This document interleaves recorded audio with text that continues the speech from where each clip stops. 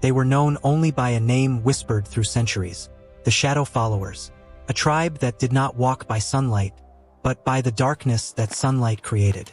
While other civilizations mapped stars, rivers, and mountains, this tribe navigated using shadows, the shifting darkness cast by cliffs, forests, caverns, and even themselves. To them, shadows weren't just an absence of light. Shadows were pathways, living guides, signals written in the moving language of night and dusk.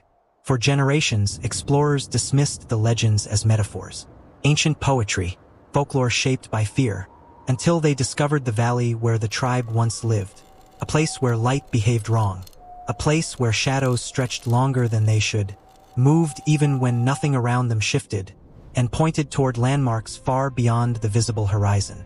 This wasn't superstition. This was navigation by negative space, guided by the same darkness that modern science calls impossible. Shadow casting without a direct light source, direction hidden in the patterns of absence, movement encoded in the way darkness falls. The tribe understood something the world forgot, that even darkness has a shape. And if darkness has shape, it has direction. The strange part? Archaeologists found no sun calendars, no lunar stones, no water compasses, no star maps. Instead, they found carvings of spiraling silhouettes, markings of backward falling light, and long pathways designed so that shadows flowed through them, like rivers at dusk. The shadow followers didn't chase the light. They chased the shapes light left behind. And once you understand how they used darkness to travel impossible distances, you'll realize this tribe didn't fear the night. They mastered it. The tribe called themselves the Kal-Uru, meaning people of the falling dark. Their society lived in a region where sunlight reached the ground. Only a few hours a day.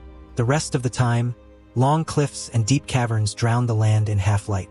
But while other civilizations migrated toward open plains, the Kal-Uru moved deeper into darkness, because this was where their true map existed. They believed the world was shaped not by land or sky, but by the movement of shadow, the nightly dance between light and obstruction. Shadow to them was the Earth's pulse, a heartbeat you could follow. Their homes were built inside narrow clefts, their rituals held at dusk, and their festivals began not at sunrise, but when the first shadows touched the valley floor. Archaeologists initially thought they worshipped darkness, but the deeper the research went, the more sophisticated their system appeared. The tribe built aligned shadow corridors, long straight passages shaped so the shadows of distant mountains would fall perfectly through them at specific times of year, like nature's own compass. Entire road networks ran parallel to the shifting dusk lines. Markers carved in stone showed the angle, length, and movement speed of important shadows throughout the seasons. This was a navigation system older than compasses, older than star maps, older than civilization itself. Where others saw nightfall, the Kal-Uru saw information, a language, a guide. And when explorers mapped these pathways from above, they found something chilling. Every shadow corridor pointed toward a single destination, a place so dark that even modern lights struggled to pierce it. The Eternal Night Cavern, the tribe's final sanctuary. When explorers entered the Eternal Night Cavern, they expected carvings, artifacts, maybe burial chambers. They did not expect light to behave incorrectly. Shadows in the cavern didn't fall away from light. They fell toward it. The moment a torch was lit, darkness rippled inward, as if drawn to the flame like reverse smoke. When the torch moved, the shadows followed the flame, like loyal hunting dogs tracking a scent. This wasn't optical illusion. This wasn't superstition. This was engineered. The cavern walls were covered with polished black stone that absorbed almost all light and redirected the shadows inward. The Kal-Uru had carved the cavern into a living shadow machine, a place where darkness had physical behavior, and at the center stood a massive monolith, covered in hundreds of overlapping silhouettes. Each silhouette pointed in a different direction, as if charting paths across the world, made entirely of shadow movement. Even stranger, the monolith contained small openings, through which thin beams of light slid in, and the shadows projected on the opposite wall, transformed into maps. Real maps, accurate maps, shadow maps. The tribe used the cavern as a massive optical navigator, where the absence of light became lines on a living atlas. But one map was larger than the rest. massive, spiraling, and carved deep into the floor. It wasn't a map of land or sea. It was a map of the darkest regions of the earth. Places where light couldn't touch.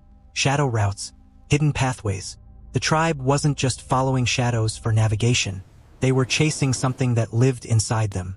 When researchers traced the largest shadow map, they discovered that every path converged on regions known in modern geology as permanent shadow zones, places so deep, narrow, or cold that sunlight never reaches them. Ice trenches, canyons sealed by overhangs, volcanic tubes, deep forests where canopy blocks all light, and certain cavern networks that swallow daylight whole. The tribe didn't fear these places. They revered them, traveled to them, mapped them with incredible accuracy. Some locations matched modern satellite data with near perfection. But why? What were they following? The answer was found in a small chamber, adjacent to the monolith. Inside, the walls were covered in drawings of enormous figures, not gods, not animals, but humans, elongated into towering dark silhouettes. The tribe called them the First Shadows. According to their carvings, these beings taught the Kal-Uru to read the night, to navigate with darkness, and to follow shadow routes across the world. But the most disturbing carving showed the first shadows leading the tribe into the depths of the eternal night cavern, and the tribe never returning. This wasn't migration. This was disappearance. Into a place where darkness behaved like a doorway, a threshold, crossing. What did the tribe see in the permanent dark? What moved within the shadows strong enough to lead an entire civilization underground? And why did they carve their final warning?